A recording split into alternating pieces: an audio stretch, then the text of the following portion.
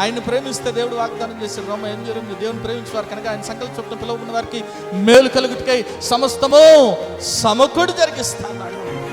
Oh Lord, I am your daughter, I am your son, I am giving the praise to you so that I can glorify you. You be with me, you help me out, because God has already promised that He will help you out.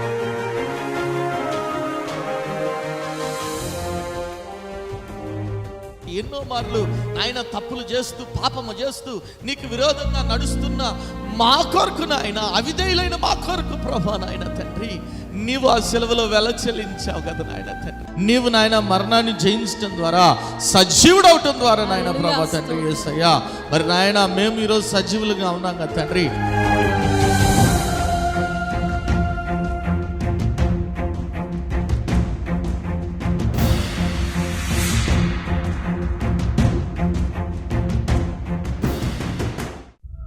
కుటుంబంలో నెమ్మది లేని స్థితిలోనున్నావా? అప్పుల ఊబిలో కూరుకుపోయిన స్థితిలోనున్నావా? ఏ పని చేసినా విఫలమైపోతున్నావా? జీవితం లేని స్థితిలోనున్నావా? అనారోగ్యంతో అల్లాడిపోతున్నావా? తాగుడు, జూదం అనే రకరకాల సాతాను బంధకాల్లో కుటుంబ సభ్యులు ఉన్నారా? కుటుంబంలో రక్షణ లేని స్థితిలోనున్నారా? అయితే మీ సమస్యల నిమిత్తమై ప్రార్థన చేయటానికి మేము సిద్ధంగా ఉన్నాం. మీ ప్రార్థన అవసరత ఏదైనా సరే మాకు తెలియజేయగలరు. El Shaddai Prayer Tower, 306 3rd floor, Eden Square, above Spar Hypermarket, beside Apollo Hospital, Secunderabad. మా ఫోన్ నంబర్ 8885013886. దేవుడు మీ ప్రతి అవసరతను క్రీస్తు యేసు మహదైశ్వర్యంలో తీర్చునుగాక.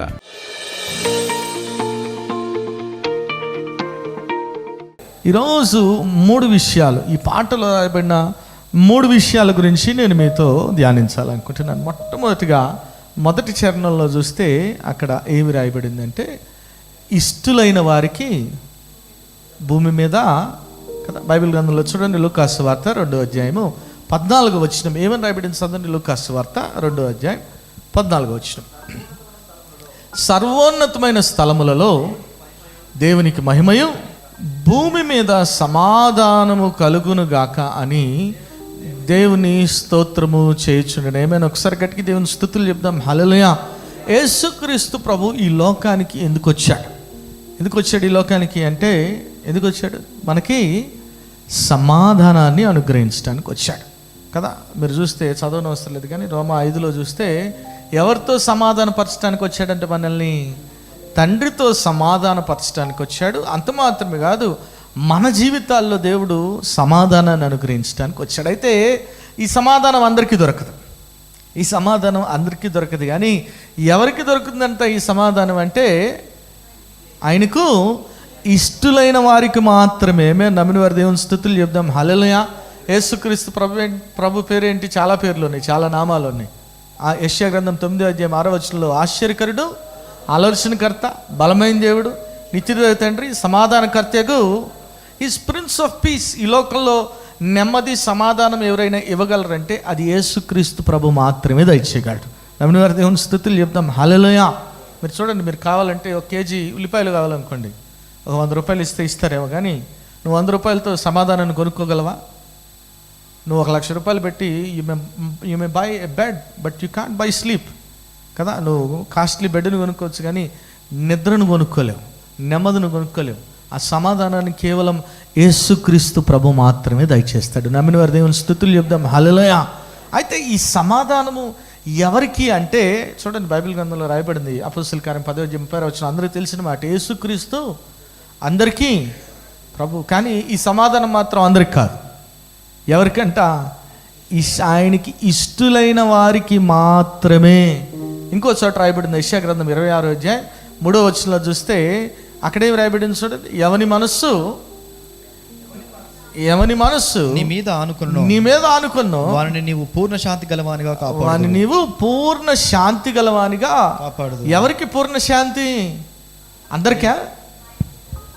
ఎవని మనస్సు అయితే ఆయన మీద ఆనుకుంటుందో, ఎవరైతే దేవునికి ఇష్టలుగా ఉంటారో వారికి మాత్రమే దేవుడి సమాధానం అనుగ్రహిస్తాడు. నమ్మిన వారి దేవుని స్తుతులు చెప్దాం. హల్లెలూయా. ఈరోజు అనేక కుటుంబాల్లో నెమ్మది లేదు, సమాధానం లేదు. ఎందుకు అంటే వారు దేవునికి ఇష్టలుగా జీవించట్లేదు కాబట్టి. దేవునికి ఇష్టలుగా ఉండాలంటే ఏం చేయాలి? హెబ్రీయులకు రాసిన పత్రిక 11వ అధ్యాయం 6వ వచనంలో ఏమని రాయబడింది చూడండి, మనందరికీ తెలిసిన మాట. హెబ్రీయులకు రాసిన పత్రిక 11వ అధ్యాయం 6వ వచనం. విశ్వాసము లేకుండా దేవునికి ఇష్టడైనట అసాధ్యం. దేవునికి ఇష్టడైనట అసాధ్యం. అంటే మేము ఒకసారి గట్టిగా దేవుని స్తుతులు చెప్దాం. హల్లెలూయా. విశ్వాసము లేకుండా దేవునికి ఇష్టడై ఉండుట. కాబట్టి దాని అర్థం ఏంటంటే, ఎవరికి దేవుడు సమాధానాన్ని ఇస్తాడంటే ఎవరైతే విశ్వసిస్తారో, ఎవరైతే యేసయందు విశ్వాసం ఉంచుతారో వారికి మాత్రమే దేవుడు సమాధానాన్ని అనుగ్రహిస్తాడు. నమ్మిన వారి దేవుని స్తుతులు చెప్దాం. హల్లెలూయా. ఎవరైతే దేవుని యందు విశ్వాసం ఉంచుతారో, ఎవరైతే ఆయన మీద ఆనుకుంటారో, ఎవరైతే ప్రభువుకి ఇష్టలుగా జీవిస్తారో వారికి మాత్రమే దేవుడు సమాధానాన్ని అనుగ్రహిస్తాడు. నమ్మిన వారి దేవుని స్తుతులు చెప్దాం. హల్లెలూయా. ఈరోజు నువ్వు సమాధానం లేమితో బాధపడుతున్నావేమో, నెమ్మది లేని స్థితిలో ఉన్నావేమో. అనేక కుటుంబాల్లో నెమ్మది లేదు, భార్యాభర్తల మధ్య నెమ్మది లేదు, సమాధానం లేదు, తల్లిదండ్రులు బిడ్డల మధ్య సమాధానం లేదు, నెమ్మది లేదు, అత్త కోడల మధ్య నెమ్మది లేదు, సమాధానం లేదు. ఈ సమాధానాన్ని నెలకొల్పగలిగింది ఎవరు అంటే యేసుక్రీస్తు ప్రభు మాత్రమే. అయితే సమాధానాన్ని ప్రభువుని నెలకొల్పాలి అంటే నువ్వు ఎట్లా ఉండాలంటే ప్రభువుకి ఇష్టడుగా జీవించాలంటే మనం ఒకసారి గట్టి దేవుని స్తుతులు చెప్దాం. హల్లెలూయా. చూడండి, బైబిల్ గ్రంథంలో అక్కడే ఆ హెబ్రీయులకు రాసిన పత్రిక 11వ అధ్యాయం 5వ వచనంలో ఒక ఆయన దేవునికి ఇష్టడుగా ఉన్నాడంటే ఎవరైనా చూడండి. విశ్వాసం బట్టి హానోకు మరణము చూడకుండానట్లు కొనిపోబడెను. అతడు కొనిపోబడక మునుపు దేవునికి ఇష్టడై ఉండడని సాక్ష్యం పొందాడు. ఏం సాక్ష్యం పొందుకున్నాడంట? దేవునికి ఇష్టడై ఉన్నాడని సాక్ష్యం పొందుకున్నాడంటే. మేము ఒకసారి గట్టి దేవుని స్తుతులు చెప్దాం. హల్లెలూయా. కాబట్టి ఈరోజు కూడా మనం ఏం చేయాలంటే దేవునికి ఇష్టలుగా జీవించాలని కోరుకోవాలి. ఉన్నామా దేవునికి ఇష్టలుగా? నిజంగా దేవుడు అందరినీ ప్రేమిస్తాడు, ఆయన అందరినీ ఇష్టపడు. కానీ నిజంగా మనం ప్రభువుకి ఇష్టలుగా ఉన్నామా? చూడండి, మన ఇంట్లో 3 పిల్లలు 4 పిల్లలు ఉన్నారనుకోండి, ఫేవరెట్స్ ఉంటారు కదా.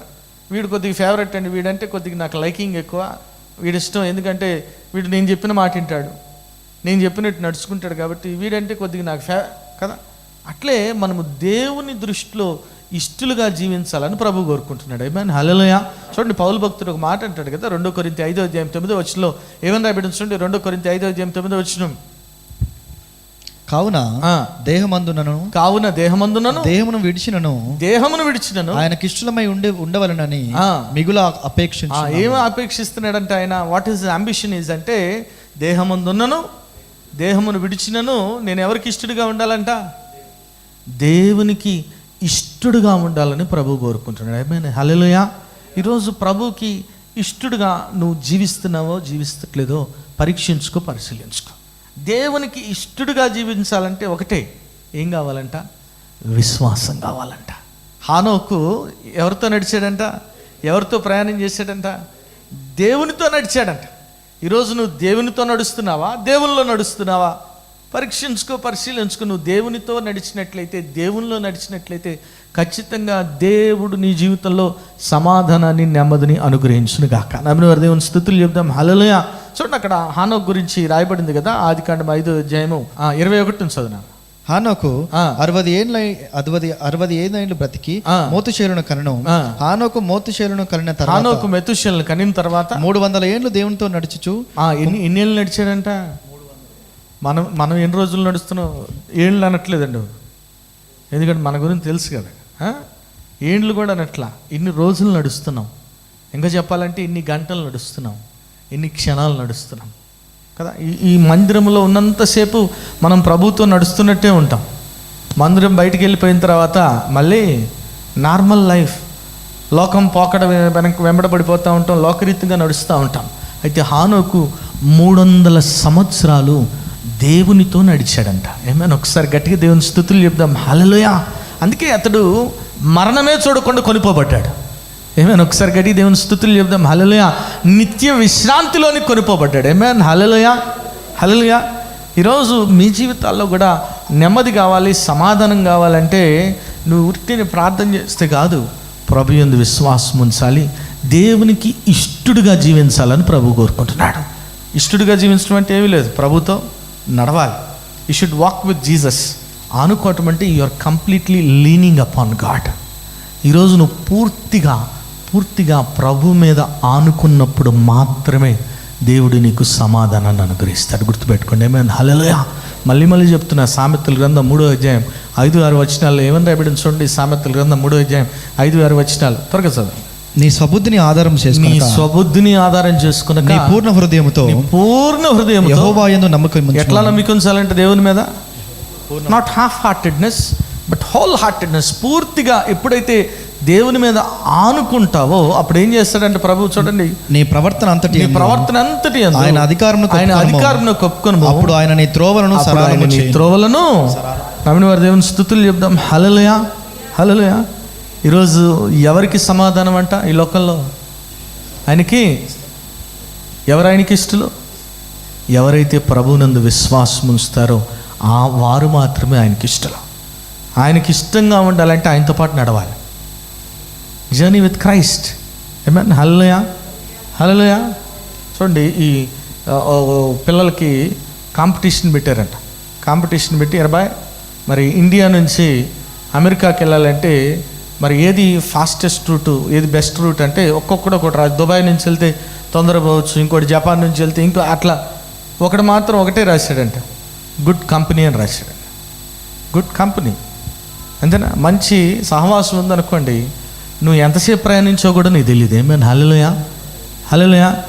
అదే దేవునితో నడిస్తే, దేవునితో సహవాసం చేస్తే నీ జీవితంలో బాధలు వస్తాయి, ఇబ్బందులు వస్తాయి, ఇక్కట్లు వస్తాయి, ఇరుకులు వస్తాయి. అవన్నీ పట్టించుకో, అవన్నీ కూడా. ఎందుకంటే అయ్యగారు రాశారు పాట, ఇరుకులోన విశాలతను కలుగజేసెను, సిలువ మోసి యుద్ధమాడ నాకు నేర్పెను. ఇరుకులోన విశాలతను కలుగజేసెను, సిలువ మోసి యుద్ధమాడ నాకు నేర్పెను. స్తుతి పాత్రుడేసుడే, స్తుతి పాత్రుడేసుడే, స్తుతి పాత్రుడేసుడే, స్తుతి పాత్రుడేసుడే.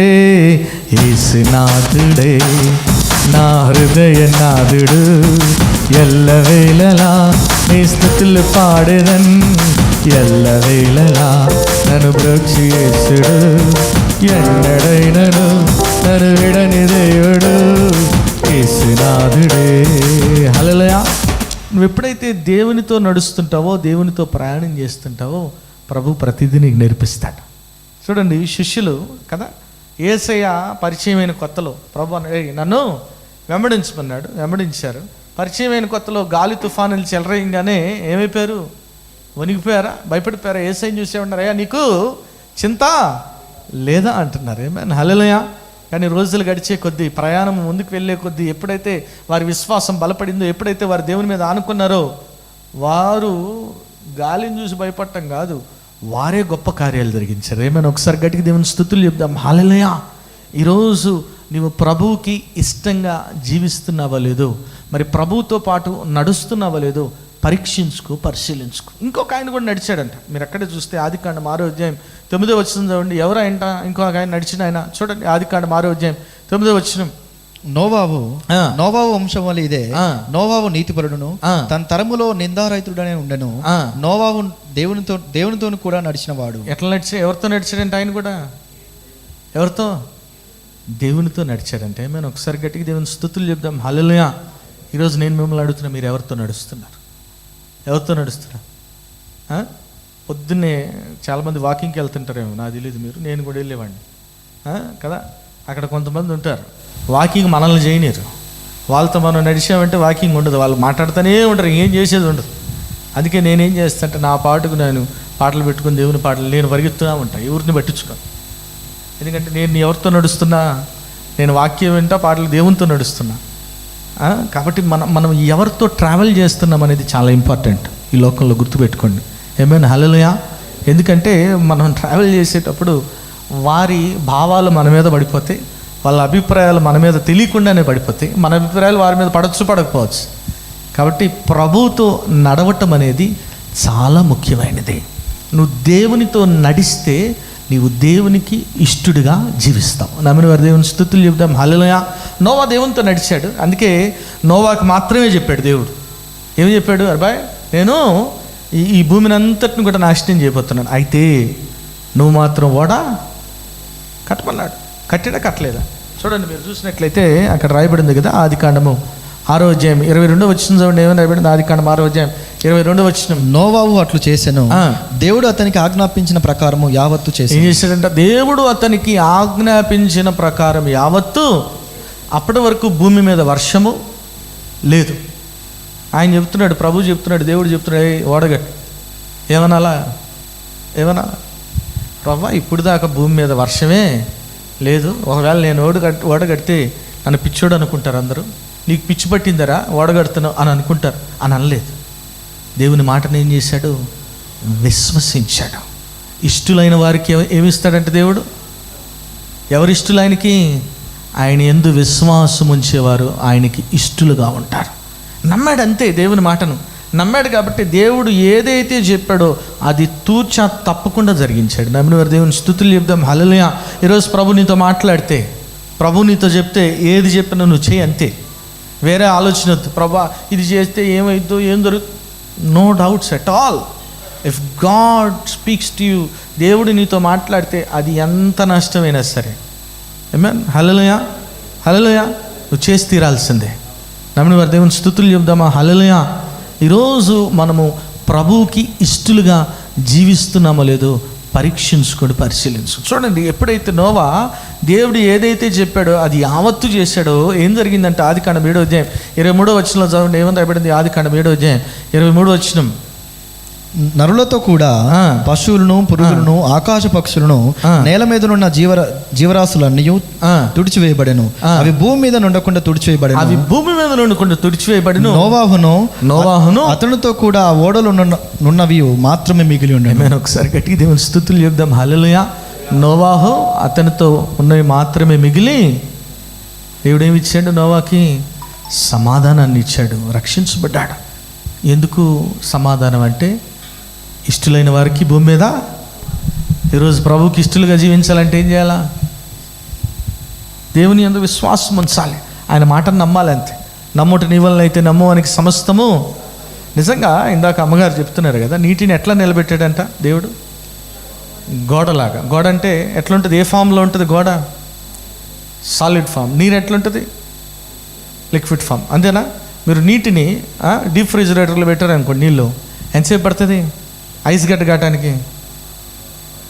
అరగంట పట్టిద్దాం, గంట, అంతేనా? కానీ దేవుడు చూడండి ఒక క్షణంలో చేసేసాడు. ఏమన్నా మనం ఎప్పుడు ఆలోచించం ఆ రీతిగా కదా. ఏదో నీటిని ఆరిన నేల మీద నడిపించాడు అనుకుంటాం, కానీ నీటిని గోడలాగా కట్టాడంటే హల్లెలూయా. మనం ఒక గోడ కట్టడానికి 2 గంటలు పట్టిద్ది. నీరు ఐస్ గడ్డలాగా మార్చడానికి ఎంతసేపు పట్టిద్ది? కానీ ఇలా చేసేసాడు అంతే. ఏమన్ హల్లెలూయా. ఒకసారి గట్టిగా దేవుని స్తుతులు చెప్దాం. హల్లెలూయా. ఆయన లేని వాటిని ఫామే మార్చేశాడు. లిక్విడ్ స్టేట్ని కాస్త ఏ స్టేట్లోకి మార్చేశాడు? సాలిడ్ స్టేట్లోకి మార్చేశాడు. మళ్ళీ వెంటనే ఏం చేస్తున్నాడు? మీరు ఐస్ గడ్డని తీసుకొని పెట్టండి, ఎంతసేపు పట్టింది కరగడానికి? టైం పట్టిద్దా? ఒక 5 నిమిషాలన్నా పట్టిద్దా? బాగా బలంగా ఐస్గా ఉందనుకో, మీరు పాల ప్యాకెట్ ఎప్పుడైనా డీప్ ఫ్రిడ్జ్లో పెట్టారనుకోండి, అది కరిగించాలంటే టైం పట్టిద్దా పడదా? అమ్మగారు బిర్యానీ చేశారు, మన ఇంట్లో అన్ని ఫ్రిడ్జ్లోనే పెడుతుంటారు. అదేందో మరి. నేను అంటుంటా, అమ్మ ఏమి బెటర్ కదా, షాపుల్లో చూడండి గీ ప్యాకెట్లు ఏమైనా పెడతారు, అవి కూడా పెట్టేస్తున్నారు ఫ్రిడ్జ్లో. అవి పెట్టరండి. లేదు, అక్కడంతా ఏసీ ఉంటుంది ఎప్పుడు, అందుకే ఏం కావాలి, అందుకే పెడతారు. ఫుల్ గడ్డ కట్టిపోయింది. ఆ గడ్డ కట్టిపోయింది వేయటానికి టైం పడుతుంది. వెంటనే వేడి నీళ్ళలో పెట్టి దాన్ని కరిగించి ఒక 15 నిమిషాలు 20 నిమిషాలు పట్టిన తర్వాత కరిగింది నెయ్యి. కానీ దేవుడు ఎంతసేపట్లో మార్చేశాడు? సెకండ్స్. నా దేవుడు ఒకసారి ఆలోచిస్తే మనం నిజంగా దేవుడు ఎలా ఏదైనా చేయగలడు. ఏమైనా హల్లెలూయా, హల్లెలూయా, హల్లెలూయా. కాబట్టి మన దేవునికి అసాధ్యమైనది ఏది కూడా లేదు. నువ్వు చేయాల్సింది ఏంటంటే ఆయనకి ఇష్టడుగా జీవించాలి, ఆయనతో పాటు నడవాలి. నువ్వు ఆయనతో పాటు నడిస్తే, ఆయనకి ఇష్టడుగా జీవిస్తే, భూమి మీద ఆయనకి ఇష్టలైన వారికి ఏమి ఇస్తాడంటే దేవుడు? సమాధానాన్ని ఇస్తాడంట. ఆయనతో నడవాలి. అందుకే 1 యోహాను 2వ అధ్యాయం 16వ వచనంలో ఏమన్నా రాయబడింది చదవండి.